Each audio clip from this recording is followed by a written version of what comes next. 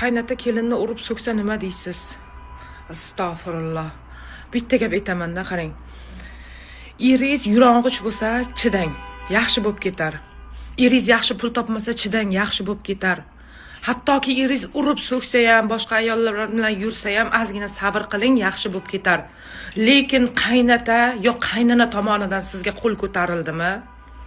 Hattoki sizni yerga urib haqorat qilindimi, u oilaga turdingda keting. Bu nosog'lom, bir vijdonsiz jamiyatda o'rni yo'q oila. U oiladan qoching asalim.